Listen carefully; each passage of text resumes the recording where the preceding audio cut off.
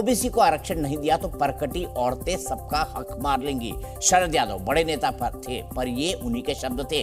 दो और नेता थे, राजनीति प्रसाद और दरोगा प्रसाद। बिल की कॉपी फाड़ दी थी। एक और समाजवादी नेता थे, बिल की कॉपी फाड़कर चेयर पर फेंकी और बोले सपने में बाबा साहब आए थे, उन्होंने ही ऐसा करने को कहा। महिला आरक्षण बिल पर ये 23 साल के संसदीय इतिहास का सुलूक का इतिहास है। अब यह श्रेय लेने की लड़ाई हो रही है। कहा जा रहा है कि ये राजीव गांधी का बिल है। दूसरी तरफ से तर्क है कि बिल से क्या होता है, दिल तो मोदी ने दिखाया है। महिला आरक्षण बिल पर लोकसभा में चर्चा जारी है। विरोध और समर्थन की लाइन कल ही तय हो गई थी। चर्चा की शुरुआत सोनिया गांधी ने की और बिल का समर्थन किया। बिल की टाइमिंग पर सवाल उठाया, पूछा कि इतने देर बाद क्यों लाए। इसके बाद एजेंडा रखा और इसके दायरे में ओबीसी को भी लाने की मांग की। सोनिया गांधी के भाषण का दूसरा हिस्सा इस बिल के क्रेडिट पर था। वो भावुक हुई। उन्होंने कहा कि यह बिल राजीव गांधी का सपना था। उन्होंने इसका विस्तार से जिक्र किया तो उनके बार बार उनके मुंह से सार्वजनिक तौर पर पहली बार पीवी नरसिम्हा राव का नाम सुना गया, क्योंकि उन्होंने कहा कि राजीव गांधी से लेकर आए थे, लेकिन नरसिम्हा राव ने इसे अमली जामा पहनाया। इसके बाद बीजेपी से निशिकांत दुबे बोले। उन्होंने सोनिया गांधी के भाषण को श्रेय लेने की होड़ बताया और बार बार ये जताया कि बिल को मोदी लेकर आए हैं, उन्हें क्रेडिट देने से रोक नहीं सकते। संसद के साथ बाहर से भी बयान आ रहे हैं। मायावती ने कहा कि महिला आरक्षण 33 नहीं 50% होना चाहिए। सरकार में हिस्सेदार अनुप्रिया पटेल ने कहा कि ओबीसी को भी दायरे में लाना चाहिए। समाजवादी पार्टी से डिंपल यादव और एआईएमआईएम से असदुद्दीन ओवैसी ने ओबीसी के साथ मुस्लिम महिलाओं के लिए आरक्षण की मांग की, जिसे स्मृति ईरानी ने एक लाइन में खारिज कर दिया कि संविधान में धर्म के आधार पर आरक्षण का प्रावधान नहीं है। लेकिन मूल मुद्दा है ओबीसी का और इसके चुनावी इफेक्ट का कि ये किसे फायदा देगा। सवाल ये भी है कि क्या कांग्रेस ने INDI अलायंस में आरजेडी, जेडीयू और समाजवादी पार्टी जैसे छोटे दलों के आगे सरेंडर कर दिया है। सवाल इसलिए क्योंकि उसे ओबीसी के लिए महिला आरक्षण की मांग करनी थी, तो फिर 2010 में ही क्यों नहीं मान ली? क्या ये बिल 13 साल पहले ही पास नहीं हो जाता? सवाल दूसरे साइड में ही है कि क्या महिला आरक्षण की कैटेगरी में ओबीसी को न रखकर प्रधानमंत्री मोदी और बीजेपी ने कोई चुनावी रिस्क लिया है, या फिर वो कॉन्फिडेंट है कि ओबीसी वोटर उससे परमानेंट अटैच है, किसी हाल में नहीं छिटकेंगे।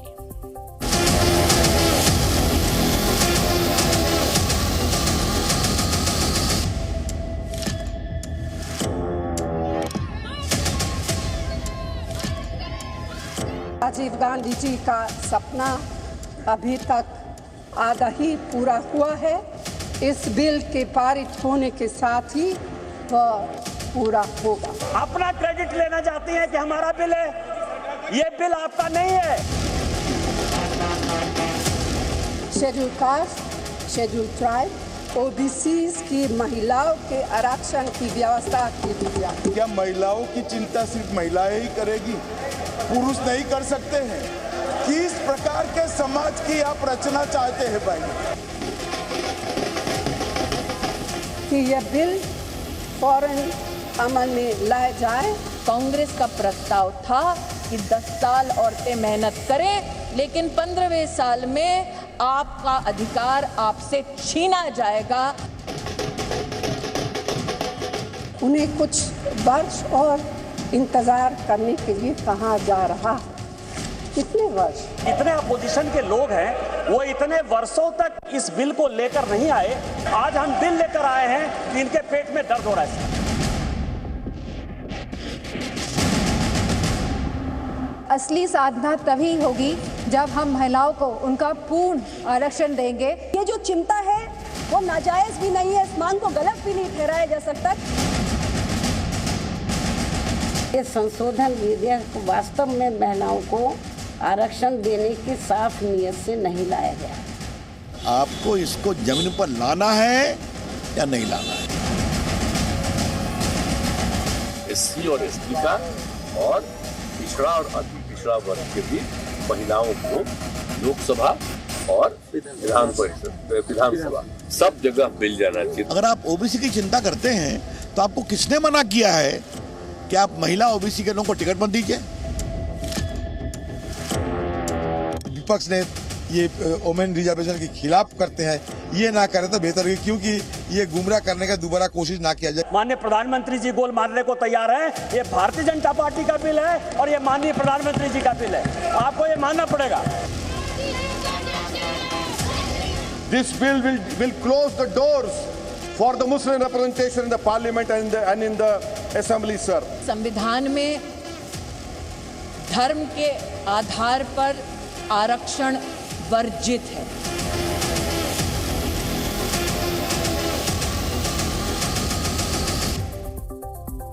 कोई विरोध नहीं कर पाया। एक वक्त मैंने देखा हुआ है 1996 में जब इसे पेश किया गया देवेगौड़ा की सरकार में, तो शरद यादव जैसे नेता कह रहे थे परकटी और एलीट महिलाएं जो है संसद में आ जाएंगी, पिछड़े वर्ग का नुकसान हो जाएगा। उसके बाद राजनीति प्रसाद ने मेरे ही सामने उस बिल को फाड़ा था, और फाड़ने के बाद क्या हुआ था, उनका इंटरव्यू भी मैंने किया था और उन्होंने बहुत जस्टिफाई किया था। जानता हूं समाजवादी पार्टी, आरजेडी और कई सारे कांग्रेस और बीजेपी के नेता भी इस बिल को लेकर असहज थे। असहज होने का कारण मैं आपको बता देता हूं। उसका कारण ये था कि महिलाओं को अगर रिप्रेजेंटेशन मिल जाएगा 33%, तो 181 हो जाएंगी। परिसीमन के बाद सीटें बढ़ेंगी तो उसका 33% मिलेगा। तो पुरुषों को लगता था कि उनका हक मारा जाएगा, क्योंकि हमारा समाज पुरुष प्रधान था। तो देखिए कितना बदलाव हो गया है 1996 से लेकर 2023 तक। इसे कहते हैं देश बदल रहा है। देश बदल रहा है, इसका ये सबसे बड़ा प्रमाण है। और इसी पर बात करने के लिए हमने खास पैनल रखा है। प्रियंका टिब्बरवाल मेरे साथ स्पोक्स पर्सन बीजेपी की है, महिमा सिंह स्पोक्स पर्सन कांग्रेस की है, निधि Yadav ji spokes person Samajwadi party जी की है, Sarika Paswan ji spokes person RJD की हैं, मेरे साथ ए के Vajpayee ji spokes person LJP के हैं, मेरे साथ सरिता सिंह स्पोक्स पर्सन आपकी हैं। अब आज मुझे लगता है Vajpayee ji odd man out हैं। वाजपेयी जी आप ऑड मैन आउट हैं आज, क्योंकि आज देखिए महिलाओं का दिन है, इसीलिए हमने पैनल पे आज महिलाओं को ही हम दिखाएंगे, लेकिन आपकी राय में जरूर लूंगा। शुरुआत महिमा सिंह जी मैं आपसे करना चाहता हूं। आप 2010 में इस बिल को लेकर आई है ना, उससे पहले 96 में 2010 में आपने राज्यसभा से इसे पास भी कराया। अगर आप ओबीसी को रिप्रेजेंटेशन चाहते थे तो 2010 में ही जुड़वा देते ना, तो शायद इस बिल में ओबीसी का रिप्रेजेंटेशन आ जाता। लेकिन आज इसकी ये मांग करना आपको नहीं लगता राजनीतिक दबाव में, समाजवादी पार्टी आरजेडी जैसे दलों के राजनीतिक दबाव में सोनिया जी ने मांग रखी है कि ओबीसी को रिप्रेजेंटेशन दिया जाए? जय हिंद दीपक जी, बहुत शुक्रिया आपके सवाल का। लेकिन एक सवालों का सैलाब जो आज, एक सवाल जो हर भारतीय के मन में आज उमड़ रहा है वो ये है कि 13 वर्ष से ऊपर हो गए, आज G20 के सदस्यों में से इकलौता भारत ऐसा क्यों है जहां पर जनगणना नहीं कराई गई, जो कि एक लोकतांत्रिक हम समझते हैं डेमोक्रेटिक स्टैंडर्ड है।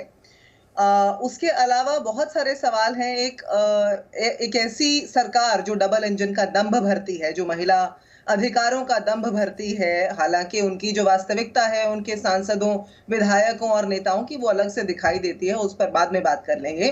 लेकिन एक ऐसी सरकार जो इतनी भारी बहुमत के साथ आई, डबल इंजन की सरकार है, महिला अधिकारों का दंभ भरते हैं, लेकिन इतने वर्षों में 9 वर्षों में वो इस बिल को क्यों नहीं ला सके, ये सवाल आज हर भारतीय नागरिक के मन में है, न सिर्फ महिला के मन में। ये सवाल है कि आपकी नीयत असल में क्या है। ये नाम बड़े और दर्शन छोटे तो हैं ही, लेकिन ये बात भी है कि आप जो है नोटबंदी कर सकते हैं, आप 370 हटा सकते हैं, आप जीएसटी के लिए संशोधन कर सकते हैं संविधान में, लेकिन आप महिला अधिकारों की बात करके ये कौन सा झूठ परोस रहे हैं, एक शिगुफा छोड़ रहे हैं महिलाओं के ऊपर। आपने पूछा कि हम तब क्या कर सकते थे और क्या नहीं कर सकते थे। हमें लगता है कि आज सवाल पूछने का दिन हमारा है। हम जो कर सकते थे हमने वो करके दिखाया। हम भाजपा के सांसदों को भी अपने तरफ लेकर आए, हमने विपक्ष को साथ लेकर संवाद कर। रुकना होगा महिमा जी, 90 सेकंड का टाइमर आपका ओवर है, प्लीज समय का सम्मान करिए। मैं चाहता हूं डिबेट थोड़ी फास्ट हो जाए, क्योंकि हम लगातार एक तरह से ना बोलते रहे और सभी को समान मौका मिले, इसीलिए मैं टाइमर लगाता हूं। मैं सबसे रिक्वेस्ट करूंगा, इतनी सारी महिला शक्ति बैठी हुई है, महिला शक्ति से मैं उम्मीद करूंगा कि 90 सेकंड में अपनी बात रखेंगे। प्रियंका टिब्बरवाल जी वो कह रहे हैं कि हम तो बीजेपी को भी इस पक्ष में लाए कि महिला आरक्षण होना चाहिए। वो ये कह रही है प्रियंका जी कि आपने जनगणना नहीं कराई, और इस पे भी सवाल उठाए जा रहे हैं कि जनगणना कब होगा, परिसीमा कब होगा, तो कब नौमन तेल होगा, कब राधा नाचेगी। ये कहावत है, इसको रियल सेंस में मत लीजिएगा। देखिए, सबसे पहले तो मैं यहाँ बैठी सभी महिलाओं को आज नारी शक्ति वंदन अधिनियम के लिए बहुत बहुत शुभकामनाएं देते हुए यह कहूंगी कि आज आप सबको खुश होने का अधिकार है। मैं देख रही हूँ मेरी बहन महिमा सिंह जी कुछ खुश नहीं नजर आ रही, तो देखिए कभी तो खुश होना सीख लीजिए, और कभी कभी किसी की तारीफ कर देने में आपकी अपनी जो मंशा है वो तो वैसे सामने नजर आ ही रही है, मगर उसमें कोई फर्क नहीं पड़ेगा। देखिए, आप बड़े चिंतित हैं देश को लेकर के, ये चिंता बहुत जरूरी है। मैं कहती हूं ये चिंता जो आपकी है, जो आप अभी काउंटिंग को और सेंसस को ये सब को लेकर के कर रही हैं, देखिए इसका भी निवारण जो है मोदी जी करेंगे, विश्वास रखिए, भरोसा रखिए, क्योंकि देश के जो यशस्वी प्रधानमंत्री हैं उन्होंने आप सबको ये सिखा दिया है कि वो सबका साथ और सबके विकास में विश्वास रखते हैं।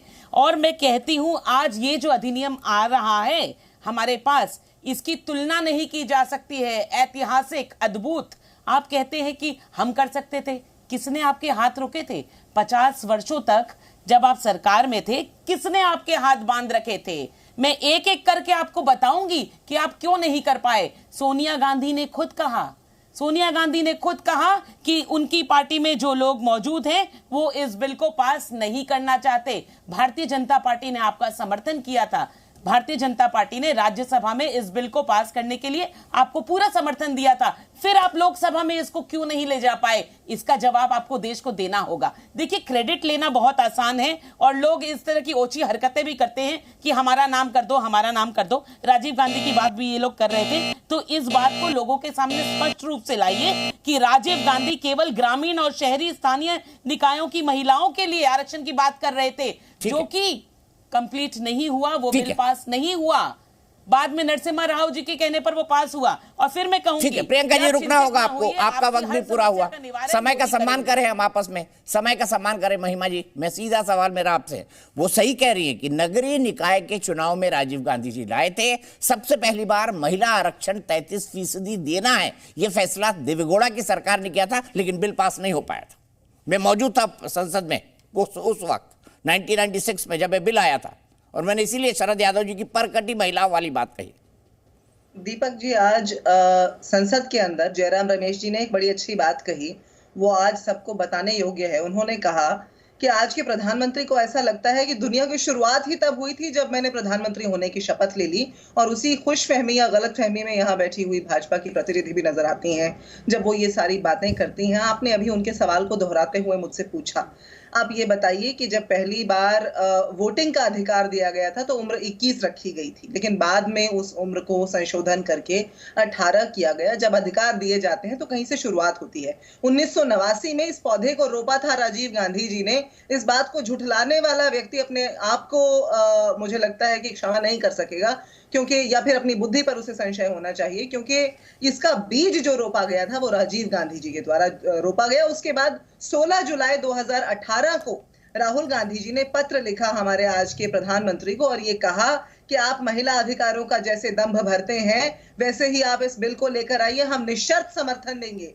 तो 2018 में वो जो पत्र राहुल गांधी जी ने लिखा था उसको अमल में लाते लाते इनको 5 साल लग गए, और उसके बावजूद भी आज जो इन्होंने किया है, एक तरह से खिलौना दिखा दिया महिलाओं को। अभी भाजपा की प्रवक्ता ने बोला कि हमें खुश रहने का अधिकार मोदी जी ने दे दिया, जैसे कि 2014 से पहले इनको और इनके बाप दादाओं को शायद भारतीय कहलाने में शर्म आती थी। जी नहीं, हमें खुश होने का अधिकार आज से बहुत पहले, आज से 75 वर्ष से भी ज्यादा पहले हमारे आजादी के परवानों ने इस भारत के हर नागरिक को दे दिया था। हमारे माता पिता ने, हमारे पूर्वजों ने दिया। मोदी जी ने आके हमें खुश होने का अधिकार नहीं दिया। हमें खुश होने का अधिकार देने वाले प्रधानमंत्री कोई नहीं होते। हाँ, आज जो वो अधूरी बात कर रहे हैं उसे तुरंत अमल में लाएं तो जरूर हम उनके लिए ताली बजाएंगे, वाहवाही करेंगे। ठीक है, समय का सम्मान करें। प्रियंका जी, आपका जवाब। वो कह रही है कि भाई जयराम रमेश ने कहा है कि प्रधानमंत्री मोदी जी को लगता है कि दुनिया उसी वक्त बनी जब वो प्रधानमंत्री बने। अधिकार जो है, मैं वही कहना चाहूंगी, किसी के बाप दादा को खुश होने का अधिकार जो है वो कांग्रेस सरकार से तो नहीं मिला। इस बात की कोई भी जो है वो ये नहीं है, और सबको इस बात को जानते हैं। लेकिन फिर से मेरा सवाल इनसे यही रहेगा, जब ये इतना कह रही है कि पौधा और बीज इन्होंने बोया था, फिर सोनिया गांधी के हाथ क्यों बंधे थे?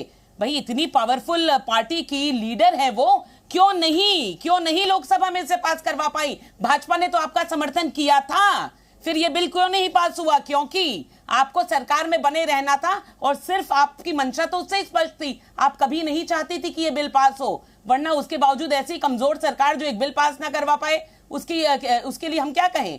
देखिए, आप जानती हैं कि ये सोनिया गांधी ने 2010 में एक स्टेटमेंट दिया था, और उस इंटरव्यू में उन्होंने कहा था कि कांग्रेस पार्टी का कोई भी नेता इस विधेयक के खिलाफ है, क्योंकि उन्होंने इसको पास करने के लिए अपनी मंशा नहीं दिखाई।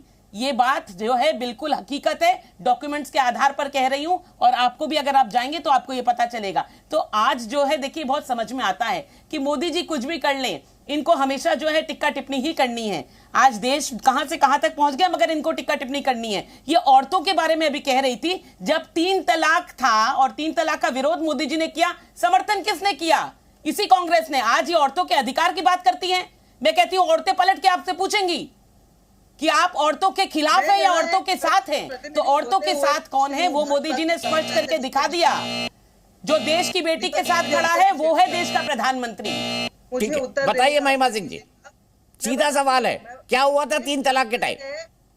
देश जानता है कि वो है देश का प्रधानमंत्री जो सुबह लाल किले की प्राचीर से महिला अधिकारों की बात करता है और शाम को उनकी गुजरात सरकार बलात्कारियों को रिहा करती है, बिल्किस बानो के बलात्कारियों को। और जब सर्वोच्च न्यायालय सवाल उठाता है और ये कहता है कि आपने किस बिना पे कर दिया, तो उनके पास कोई जवाब नहीं होता। वहां पर वो जो है बिल्कुल जवाब नहीं होता, मौन हो जाते हैं कोर्ट के सामने। तो ये मोदी सरकार की सच्चाई, आए दिन इनके विधायक सांसद बलात्कारों के आरोप में पकड़े जाते हैं। सबसे ज्यादा महिला अपराधों के आरोप इनके सांसदों और विधायकों पर हैं। रिकॉर्ड की बात बता रही हूं।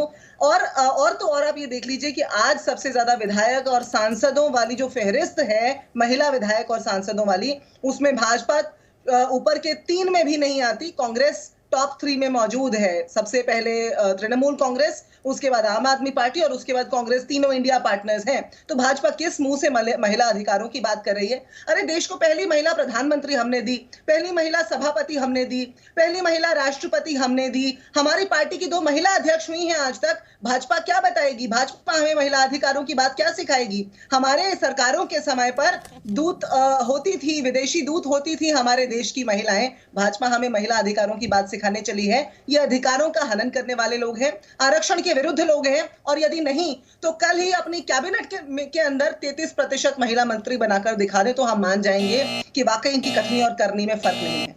ठीक है, मैं यहां पर आऊंगा, लेकिन उससे पहले एक बड़ी खबर आ रही है और ब्रेकिंग न्यूज क्या है।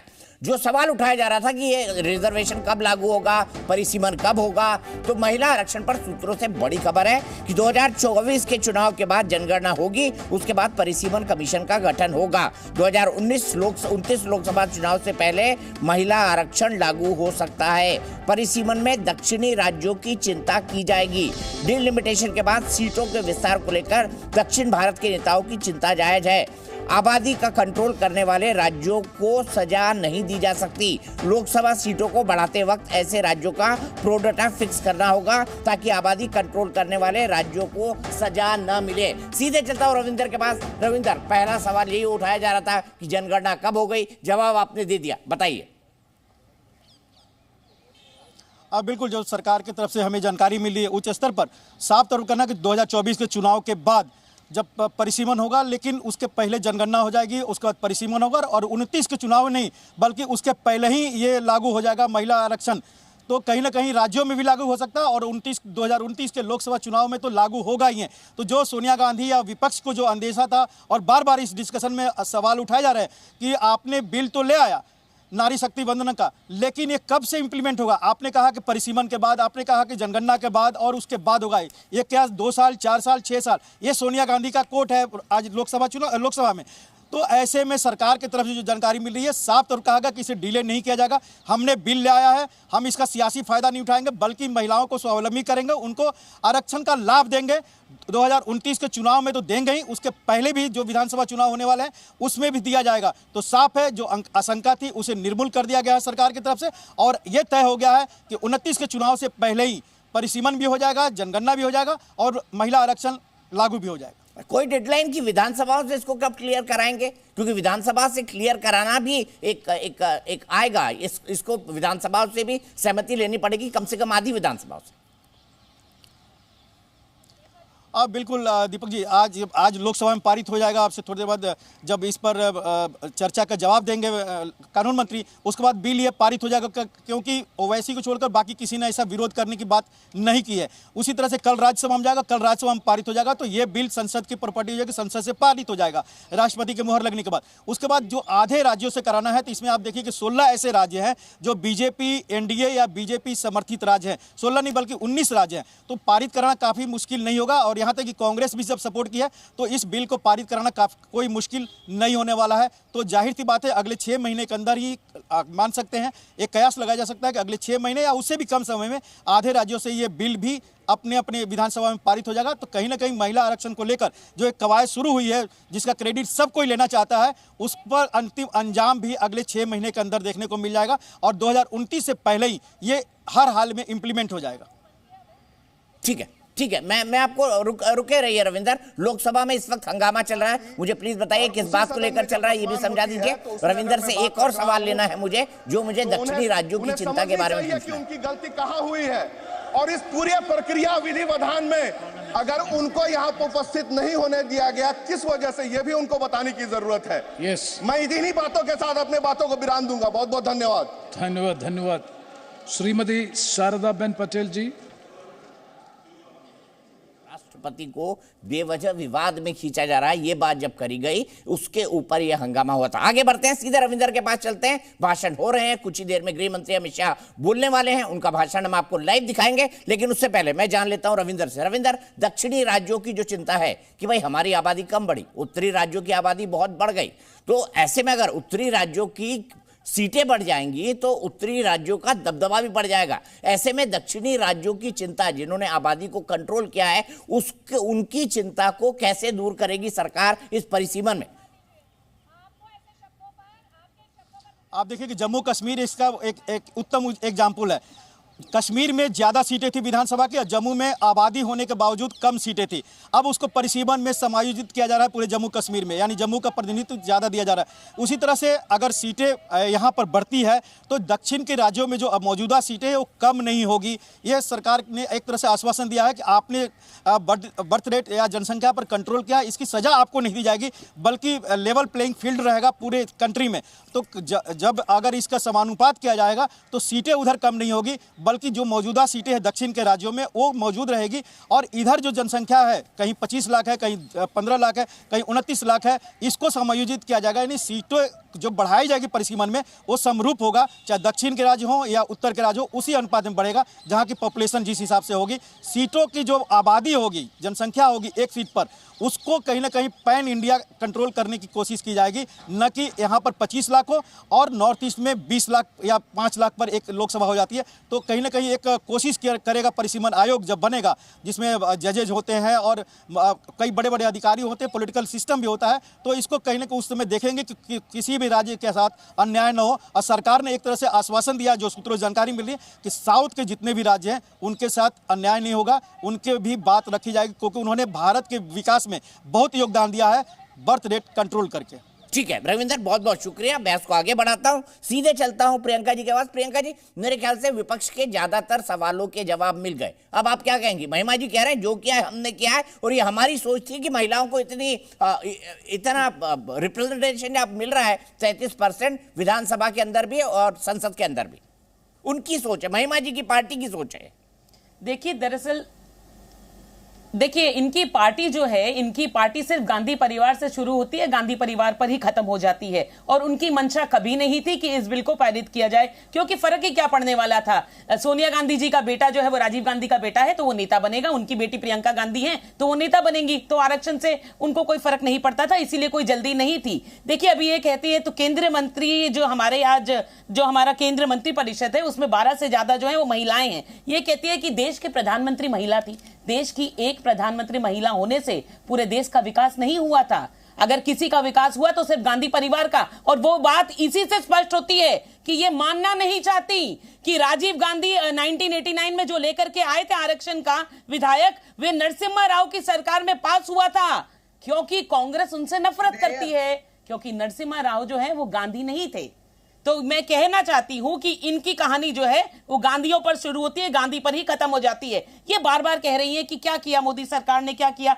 9.5 करोड़ से ज्यादा गैस सिलेंडर जो है वो महिलाओं की सुविधा के लिए दिए हैं मोदी सरकार ने। जनधन योजना में जो अकाउंट है 27 करोड़ से ज्यादा अकाउंट जो है महिलाओं के हैं। मुद्रा योजना में 27 करोड़ से ज्यादा लोन जो है वो महिलाओं को मिले हैं। और सबसे बड़ी बात, 60 साल तक इस देश पर राज करने के बाद आप लोगों ने कभी नहीं सोचा कि हमारे घर की माँ बेटी जो है वो खुले में शौच जाती है। उनके सर पर छत दी तो मोदी सरकार ने, उनके सर पर शौचालय दिया तो मोदी सरकार ने। आप किसकी बराबरी किससे कर रही हैं? देश की प्रधानमंत्री महिला थी मगर देश का विकास नहीं किया। देश का विकास अगर किसी ने किया है तो उसने, जिसने सबको कहा कि मैं सबका साथ हूं और सबका विकास करूंगा। ठीक है महिमा जी, आज लेवल प्लेइंग फील्ड, इसलिए आपके इंडिया के बाकी सहयोगी हैं, मैं उनके पास भी जाऊंगा। आप थोड़े देर के लिए अपना थॉट होल्ड करिए। सबसे पहले मैं चलता हूं निधि यादव जी की तरफ। निधि यादव जी, आपको पता है कि संविधान में धर्म के आधार पर, मजहब के आधार पर आरक्षण नहीं दिया जा सकता, तो आप मुझे बताइए फिर आपने कैसे मांग लिया कि अल्पसंख्यक, मुसलमान समेत बाकी अल्पसंख्यकों को दे दो, जब आपकी जानती है ये संवैधानिक गलत है, कानूनी तौर पे गलत है?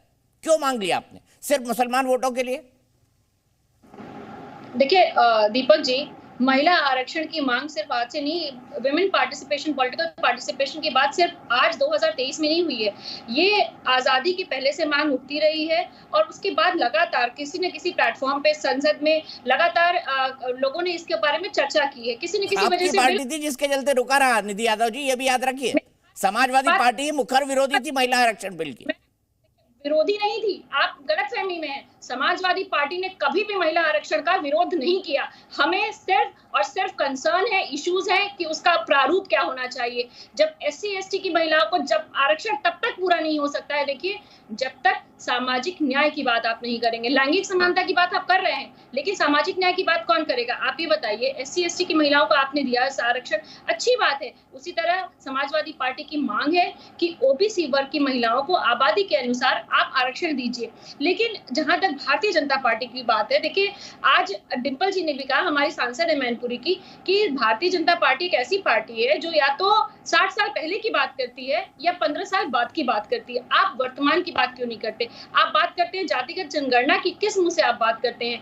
2021 से जनगणना होनी थी जातिगत, आखिर किसने रोक लगाई? भारतीय जनता पार्टी ने। आप बताइए, बिहार में जातिगत जनगणना पे पेच किसने फंसाया? ये भी भारतीय जनता पार्टी के ही लोग हैं। देखिए, भारतीय जनता पार्टी की नीति नीयत में बहुत बड़ा अंतर है, बहुत बड़ा भेद है। ऐसी इतने जल्दी विशेष सत्र बुला के आप महिला बिल लेकर आए सिर्फ नैरेटिव तैयार करने के लिए, इमेज बिल्डिंग के लिए। महिला वोट। निधि जी, रुकना पड़ेगा आपको, रुकना पड़ेगा आपको, आपका वक्त कंप्लीट हो गया है, रुकना पड़ेगा। निधि जी प्लीज समय का सम्मान करिए, मैं सबको बोल रहा हूँ। मैं सीधे यहाँ से चलता हूँ AK वाजपेयी साहब के पास। AK वाजपेयी साहब, जातिगत जनगणना होगी, होना चाहिए, और आपकी पार्टी का क्या मानना है इस पर? 90 सेकेंड आपके भी। देखिए, प्रधानमंत्री जी ने लंबी लकीर खींची है और ये पीछे पीछे लगे हो कि जी हमारी लकीर है, हमारी लकीर है, हमारी लकीर है, तो कैसे होगा इससे? भाई, जिसने जो काम किया है उसको तो आपको अप्रिशिएट करना पड़ेगा। उसमें भी विरोध के स्वर निकाल रहे हो। नारी शक्ति को प्रणाम, नारी शक्ति को बधाइयाँ, शुभकामनाएं, लेकिन अफसोस से कहना पड़ रहा है कि यहाँ भी आपस में राजनीति हो रही है। अरे भाई, एक स्टेप तो शुरू हुआ, धन्यवाद करिए इसको। अगला ये केस जो मामला है, ये संविधान से जुड़ा हुआ मामला है और ये जेंडर डिस्क्रिमिनेशन की लड़ाई है। इनको समझना पड़ेगा। पहली लड़ाई है जेंडर डिस्क्रिमिनेशन, उसके बाद दूसरी लड़ाई है कोटा विद इन कोटा। जो शरद यादव जी का बयान था कि परकटी महिलाएं, आई एम सॉरी मैं ये वर्ड यूज़ नहीं करूँगा, लेकिन कोट एंड कोट शरद जी का यही था कि अगर शिक्षित महिलाएँ आ जाएंगी या समृद्ध परिवार की महिलाएँ आ जाएंगी तो बाकी गरीब गुरबा महिलाओं का क्या होगा। वो लड़ाई दूसरी लड़ाई है, वो कास्ट डिस्क्रिमिनेशन की लड़ाई है, वो सोशल जो बैकवर्डनेस है उसकी लड़ाई है, उसको भी दूर किया जाएगा। अभी तो ये भी धन्यवाद देना चाहिए कि SC ST के लिए भी रिजर्वेशन विद इन रिजर्वेशन है। मान लो 17 सीटें SC ST की हैं तो उसमें 33% महिलाओं के लिए अलग से रिजर्व हो जाएंगी। मतलब आप उसका स्वागत करिए और रिक्वेस्ट करिए कि आगे की लड़ाई जब होगी वो होगी। और एक चीज़ और क्लियर कर लीजिए दीपक जी कि इसमें मानना ये है कि 29 के बाद होगा, नहीं, आई एम सॉरी, इंटरप्रिटेशन ये भी है, लोकसभा पास करेगा, राज्यसभा पास करेगा, प्रेसिडेंट की सहमति मिलेगी, उसके बाद गजट नोटिफिकेशन होगा और लोकसभा में 33% लागू कर सकते हैं। जरा इसको भी ध्यान रखना होगा। नहीं वाजपेयी जी, इसकी मैं सिद्धांतता सिचुएशन क्लियर कर दूं, ये तभी हो पाएगा जब परिसीमन हो जाएगा और उससे पहले आधे से ज्यादा राज्यों की सहमति भी आवश्यक होगी, क्योंकि विधानसभाओं में भी आरक्षण देना है। मैं यहां से सीधे चलता हूं, आम आदमी पार्टी की नेता मेरे साथ जुड़ी हुई हैं सरिता सिंह जी। सरिता Singh ji, thank you very much. बोलेंगे प्रधानमंत्री मोदी जी को इस बिल को लाने के लिए? नहीं, देखिए, जो भारतीय जनता पार्टी ने जो एक शगुफा छोड़ा है देश की महिलाओं के लिए, हम तो ये कहेंगे कि देश की महिलाओं को बेवकूफ बनाने के लिए एक बिल पेश किया है, सिर्फ और सिर्फ 2024 के चुनाव को मद्देनजर रखते हुए, क्योंकि 10 सालों में उन्होंने ऐसा कुछ नहीं किया था जिससे वो देश की महिलाओं का वोट पा सके। अगर इनकी नीयत महिला आरक्षण बिल लाने की थी तो 2010 में ये बिल राज्यसभा में पेश हो चुका था, वो बिल को वो पास कर देते, लेकिन उन्होंने ऐसा नहीं किया। उन्होंने ये बोला कि पहले सेंसस कराया जाएगा, फिर डिलिमिटेशन कराया जाएगा और उसके बाद में कहीं जाके ये महिला आरक्षण बिल लागू किया जाएगा। सेंसस कब होना है? 82nd आर्टिकल है जो अमेंड हुआ है और ये कहता है कि 2031 में सेंसस होगा। वो सेंसस होने में 5 से 7 साल का समय लगेगा, उसके बाद में 2 या 4 साल में डिलिमिटेशन होगा। तो शायद हम ये उम्मीद कर रहे हैं कि नरेंद्र मोदी जी 2024 के चुनाव 2034 के चुनाव के लिए लड़ रहे हैं, क्योंकि 2024 में कहीं भी ये महिला आरक्षण बिल लागू होता नहीं दिख रहा है। हम तो ये कहते हैं, हमारी मांग ये है कि हम महिला आरक्षण बिल का सैद्धांतिक रूप से सपोर्ट करते हैं, लेकिन 2024 के चुनाव में जो लोकसभा इलेक्शन होने हैं, 543 सीटों में चुनाव होने हैं, 543 सीटों में आप रिजर्वेशन महिला आरक्षण बिल को लागू कर दीजिए, उसके बाद आप सेंसस करवाइए, आप डिलिमिटेशन करवाइए, जो आपका मन है वो कराइए। लेकिन अभी खुद आपके प्रवक्ता, अभी खुद आपके जर्नलिस्ट ने ये कहा कि 2029 तक इस मामले को टाल दिया गया है, और हम कल से सिर्फ यही बात कह रहे हैं कि ये 2024 महिला वोटों को लुभाने के लिए, महिलाओं को रिझाने के लिए कहीं ना कहीं उनके पास अपने कामों को लेके कोई ब्यौरा नहीं है। ठीक है सरिता जी, समय का सम्मान करिए प्लीज। जो बलात्कारियों के साथ खड़े हैं, तो जिस तरह से इनका 15 लाख का जो वादा था, सरिता जी मुझे आपको रोकना होगा। सरिता जी देखिए, मैंने 90 सेकंड का टाइम दिया, मैं बीच में नहीं बोल रहा हूँ। सरिता जी उसी तरह से लगातार मत बोलिए सरिता जी। साबित होगा। एक तो आप स्काइप पे जुड़े हुए हैं, थोड़ा आप जोर से बोल रही हैं तो आपको ऑडियो कट जाता है, जाता नहीं है। इसीलिए मैं 90 सेकंड का टाइमर सबके लिखा रहा हूं, क्योंकि ज्यादातर लोग स्काइप पे जुड़े हुए हैं, ताकि बिना रुके टुके वो अपनी बात को कह सके। प्रियंका टिब्रेवाल जी, वैलिड पॉइंट सरिता सिंह जी ने उठाया, 2024 के चुनाव में ये 33% आरक्षण लागू क्यों नहीं है? जवाब दीजिए, इसका कर दीजिए।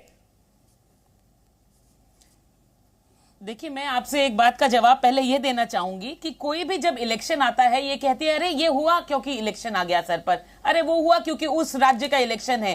पर पूरे देश में हर वक्त कोई ना कोई इलेक्शन ही चलता रहता है, तो इसीलिए तो हमारी सरकार ने यह भी कहा है कि लोकसभा और स्टेट इलेक्शन जो है वो एक साथ होने चाहिए। इस पर भी हम आएंगे बाद में, तो इनको कहिए सब्र रखेंगी। देखिए, ये कह देती है चंद्रायन तो अभी नहीं होना चाहिए था, अब चांद पर भी कब जाएंगे नहीं जाएंगे वो इनके हिसाब से पूछकर जाना चाहिए, क्योंकि जब पिछली बार इलेक्शन था तब इन्होंने कहा था कि पुलवामा अटैक तो अभी नहीं होना चाहिए था, पुलवामा अटैक तो अभी नहीं होना चाहिए था। यानी ये डिसाइड करेंगे कि देश में क्या चीज कब हो रही है और उसका एक्शन जो देश के प्रधानमंत्री है उनको कब लेना चाहिए। देखिए, इनसे पहले समाजवादी की प्रवक्ता बैठी हुई थी, उन्होंने कहा कि हमारी सरकार ने तो कभी कोई विरोध नहीं किया। तो देखिए, शरद यादव जी भी आपकी ही पार्टी से थे जिन्होंने भरपूर विरोध किया था 2010 मार्च में। यशवीर सिंह जी भी आप ही के पार्टी से थे जो 2012 में उन्होंने इस बिल का उस पर डिबेट करने की मंशा जो है बिल्कुल भी नहीं जताई थी। मुलायम सिंह यादव, उन्होंने भी कहा था कि देखिए अगर महिलाएं आएंगी तो लीडरशिप क्वालिटी जो है वो इफेक्ट हो जाएगी, अगर आएंगी तो लड़के जो है वो सीटियां बजाएंगे।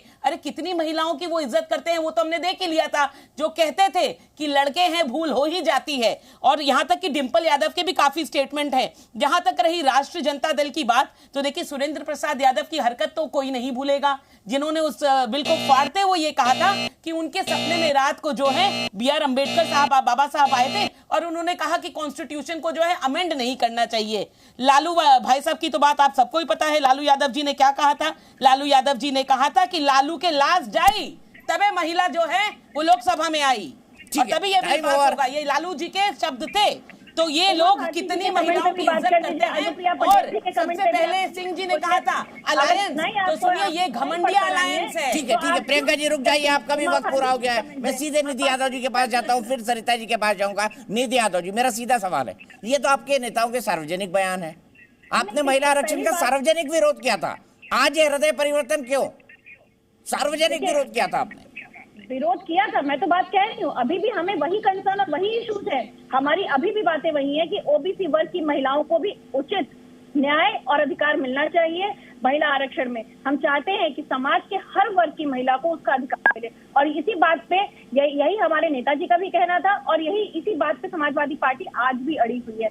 हम महिला आरक्षण बिल के पक्ष में है और हम चाहते हैं कि महिलाएं आगे जाएं, पॉलिटिकल पार्टिसिपेशन उनका बढ़े। लेकिन ये भी बात प्रियंका जी को बोलिए, इतना पढ़कर विरोधी पार्टी के बारे में आई है, जरा दो शब्द उमा भारती जी के बयान पे भी बोल दे, जो पिछड़े समाज की महिलाएं हैं उनके हक के बारे में बात करिए। दो शब्द जरा अनुप्रिया पटेल जी के बारे में बोल दे, जो उन्हीं की पार्टी की है लेकिन वो भी पिछड़े समाज की महिलाओं की हक की बात कर रही हैं। आखिर क्यों इनको नागवार गुजर रहा है कि समाजवादी पार्टी पिछड़ी समाज की महिलाओं के हक अधिकार की बात करी? आप नहीं देना चाहती हैं उनको अधिकार, आप क्यों नहीं सीधे बोल देते हैं कि आप पिछड़ा विरोधी सरकार है और आप आरक्षण नहीं देना चाहती हैं? और कहीं ना कहीं अगर आपने इतने आनन फानन में आप ये बिल लेकर आए, लेकिन आप ओबीसी की महिलाओं को भूल गए। और दूसरी बात, अगर आप में इतनी ही जल्दी थी, इतनी ही बिल थी, इतनी ही नियत थी आपको ये महिला आरक्षण बिल को जमीन पे उतारने की, तो आप उसमें ऐसा क्यों क्लॉज लेकर आए हैं कि प्रतिमन के बाद ही आप लेकर आएंगे? आप ऐसा क्लॉज हटा भी सकते थे, आप इमीडिएटली उसको इम्प्लीमेंट कर सकते थे, लेकिन आपने स्कोप छोड़ा कि आज से 5 साल बाद जब जातिगत जनगणना होगी, उसके 5 साल बाद जब प्रतिमन होगा तो सरकार रहेगी नहीं रहेगी, लेकिन वोट तो इमीडिएटली आपको 24 में चाहिए और वो आप लुभाने में कामयाब है। भारतीय जनता पार्टी नैरेटिव पे काम करती है, इमेज बिल्डिंग पे काम करती है। और जहाँ तक देखिए नाचना बिल्कुल आप पे अप्लाई होता है, नाचना जाने आंगन ठीक है पिछले 10 वर्षों रुकना पड़ेगा आपको, रुकना पड़ेगा सरिता जी, माफ कीजिएगा निधि जी, रुकना पड़ेगा। मैं आगे जाऊंगा, इसी का जवाब ए के वाजपेयी जी से लेता हूँ। ए के वाजपेयी जी, क्या ओबीसी को शामिल नहीं कर लिया जाना था? अगर SC ST को कर लिया गया, उसके बाद तुरंत सारिका पासवान जी के पास जाऊंगा। सारिका जी माफी चाहता हूँ देरी के लिए। देखिए दीपक जी, हमारा मानना ये है कि ये समय नहीं है कि आप किसी तरह का उसमें पचेड़ा लगाएं। पहले राउंड में पहली लड़ाई जीती जानी चाहिए जो हम लोग जीत चुके हैं। जब ये बिल पास हो जाए, बिल इम्प्लीमेंट होने के कगार पे पहुंच जाए, उसके बाद ये अपनी सजेशंस आप रख सकते हैं। जब इस सरकार ने मन बना लिया कि हमको ये काम करना है तो वो किया जाएगा, उसमें कहाँ दिक्कत है? ये सरकार ने ये मना नहीं किया, लेकिन जो कानूनी प्रावधान है उसके लिए भी अमेंडमेंट करनी होगी, क्योंकि आपने ठीक कहा धर्म के नाम पर रिजर्वेशन नहीं होगा। ये जेंडर डिस्क्रिमिनेशन को दूर करने की बात है अभी फिलहाल पहले राउंड में। जब इसके राउंड के बाद दूसरे राउंड में उस पर सोचा जाएगा, उस पर अमेंडमेंट लाई जाएंगी और उसको भी शामिल किया गया, क्योंकि यही सरकार है। देखिए इसी सरकार ने EWS का रिजर्वेशन भी लाया है, 10% का रिजर्वेशन इसी सरकार ने किया है। तो इस सरकार के लिए कोई दिक्कत नहीं होती है। सरकार संवेदनशील है और महिलाओं के प्रति खास तौर से संवेदनशील है, गरीब गुरबा के लिए खास तौर से संवेदनशील है। अति पिछड़ी जातियां हैं, जो पिछड़ी जातियां हैं, इसका उदाहरण क्या मिलेगा? अभी आपको ये जो क्राफ्ट मेला लगा था G20 में, वो किस लिए लगाया था? उसमें कौन सी जाति के लोग ज़्यादातर आते हैं? और ये जो कल किया विश्वकर्मा के उस पे ओकेजन पे 13,000 करोड़ का, ये किसके लिए किया गया है? ये सब उन्हीं लोगों के लिए किया गया है। और महिला एंटरप्रेनर को खास तौर से ज्यादा कंसेशन यही सरकार दे रही है। ठीक है, मैं सीधे चलता हूँ यहाँ से सारिका पासवान जी के पास। सारिका पासवान जी, मुझे 2010 का वो दिन याद है जब राजनीति प्रसाद ने, आपके पार्टी के नेता थे, सांसद थे, उन्होंने विधेयक को फाड़ा था और उसके बाद मैंने उनका लंबा एक इंटरव्यू किया था कि भाई आपके पीछे मंशा क्या है। उनका कहना था नहीं भाई महिलाएं आ जाएंगी तो पुरुषों का हक छिन जाएगा। अब बताइए आपका दिल क्यों बदल गया, और बदला तो किस कारण से? या नए माहौल का परिणाम है या फिर ये मोदी इफेक्ट है? बताइए सारिका पासवान जी। धन्यवाद दीपक जी। सबसे पहले तो मैं कहना चाहूंगी कि आज हमारे सारे पैनल में महिलाएं हैं, और जब महिलाओं की हक की बात हो तो मुझे लगता है कि सब महिलाओं को एक साथ खड़ा होना चाहिए। Odd man out. अरे वाजपेयी जी थोड़ा धीरे धीरे आ रहे हैं जी। ठीक है दीपक जी, लेकिन मैं तमाम महिलाओं से यही कहना चाहूंगी कि कुल्हाड़ी की वो लकड़ी ना बने, बल्कि महिलाओं के लिए खड़ी हो। और महिला बिल लाने के पीछे बहुत समय से चल रहा था कि महिला बिल आए, और महिला बिल लाने के पीछे एक ही उद्देश्य है कि महिलाओं को और सशक्त किया जाए और उनकी राजनीतिक भागीदारी तय हो सके। देखिए, बाबा साहेब भीमराव अंबेडकर ने कहा था कि महिलाएं अपने आप में एक जाति हैं, और ये वो जाति है जो सदियों से शोषित होती आई हैं, और उनके हक और हुकूक की लड़ाई लड़ने का अब वक्त आ गया है। और जब वो संविधान लिख रहे थे और संपूर्ण विश्व में जब महिलाओं की वोटिंग करने के अधिकारों की बात चल रही थी, लड़ाई चल रही थी, तब बाबा साहेब भीमराव अंबेडकर ने संविधान में महिलाओं को वोट करने का अधिकार दिया। तो आप समझ सकते हैं कि महिलाओं की लड़ाई कितनी पुरानी है। और आज जो केंद्र सरकार जो बिल लेकर आई है, जिसमें कि उन्होंने 33% आरक्षण की बात की है, लेकिन आज भी उसमें अनुसूचित जाति, जनजाति और ओबीसी की महिलाओं को अलग रखा गया है। तो आप समझ लीजिए, वो समाज, वो दलित समाज, वो आदिवासी समाज जिसके आज पुरुष भी सशक्त नहीं हो पाए हैं, उनकी महिलाओं के बारे में आप सोचिए, उन महिलाओं के बारे में सोचिए। उनका आरक्षण मिल रहा है, आप ये नहीं कहिए। हाँ, ओबीसी नहीं है उस आरक्षण के दायरे में, ये मैं मानता हूँ, SC है उसमें। और दूसरा, मैं ये भी जानना चाहता हूं आपसे कि राजनीति प्रसाद जी ने क्यों फाड़ दिया था, ये भी समझाइए थोड़ा। उन्होंने क्यों फाड़ दिया था, ये कहते हुए कि पुरुषों का हक मारा जाएगा। 90 सेकंड और ले लीजिए। दीपक जी, इस तरह के बिल अगर पास होगी तो निश्चित रूप से, अगर संसद में मैं आज होती तो मैं भी इस बिल को जरूर फाड़ती, क्योंकि ये बिल नहीं है, ये एक लॉलीपॉप है जो देश की महिलाओं को पकड़ाया गया। ये वो लॉलीपॉप है जो चुनावी जुमला है, जो भारतीय जनता पार्टी हमेशा से करते आई है। उन्होंने क्या किया, रोजगार के नाम पे उन्होंने बेरोजगारों को एक लॉलीपॉप थमाया था कि हर साल 2 करोड़ नौकरियां देंगे। उन्होंने कहा था कि हर के खाते में 15 लाख रुपए जाएंगे। अमित शाह जी ने खुद ही कहा था कि वो तो चुनावी जुमला है। और ठीक 2024 के चुनाव से पहले इस तरह का घोषणा, अरे आप तो पूर्ण बहुमत में है। अगर भारतीय जनता पार्टी वाकई में महिलाओं के पक्ष में कोई काम करना चाहती तो आप पूर्ण बहुमत में है, आप पास कीजिए। 2 दिनों से आप चर्चा ही कर रहे हैं, आप दोनों लॉक्स को हटाइए और आप महिला बिल को उसके अंदर आरक्षण दे करके आप इसे पारित करवाइए ना। किस बात के लिए आप चिंता कर रहे हैं? देखिए, 2026 में परिसीमन होगा, उसके पहले जनगणना होगा। ये बहुत लंबी बात है। आज भी महिलाओं के लिए दिल्ली दूर है दीपक जी, दिल्ली दूर है हमारे लिए। सारिका जी, फिर मेरे सवाल का जवाब नहीं दे रही है। राजनीति प्रसाद ने क्यों फाड़ दिया था? आपके सांसद थे, उन्होंने फाड़ दिया था 2010 में। दीपक जी, मैंने कहा कि अगर मैं संसद में होती तो मैं भी इस बिल को फाड़ती, क्योंकि कहीं से भी ये बिल जो है ना महिलाओं के पक्ष में नहीं है। ये बिल जो है महिलाओं को शोषण करने के लिए आया है, उस समाज को शोषण करने के लिए आया है। तो निश्चित रूप से ये बिल को फाड़ा जाना चाहिए, जहां तमाम महिलाओं के सशक्तिकरण या उनके अधिकार की बात ना हो। ऐसा कोई भी बिल कभी भी महिलाओं के हित में नहीं हो सकता है। ये नई बात कह दी सारिका जी ने कि ये महिलाओं के हित में है ही नहीं। प्रियंका जी, नई बात है कि महिलाओं के हित में है ही नहीं, सारिका जी ने कह दिया। इस बिल को तो फाड़ा जाना चाहिए। देखिए, जिनकी पार्टी के लीडर जो है वो, देखिए जिनकी पार्टी के जेल रिटर्न लीडर जो हैं लालू प्रसाद यादव, जब ये कहते हैं कि ऐसी कोई देश ही नहीं, ऐसा कोई देश नहीं जहां महिलाओं का रिजर्वेशन हो, ये लालू प्रसाद जी की बात थी। उन्होंने कहा था कि सिर्फ एलीट वुमेन जो है वो ही रिप्रेजेंट कर पाएंगी इस बिल को, इसलिए ये बिल नहीं होना चाहिए। तो मैं इनसे पूछना चाहती हूं, सारिका जी, आप किस कैटेगरी में आती हैं, एलीट या नॉन एलीट? सॉरी,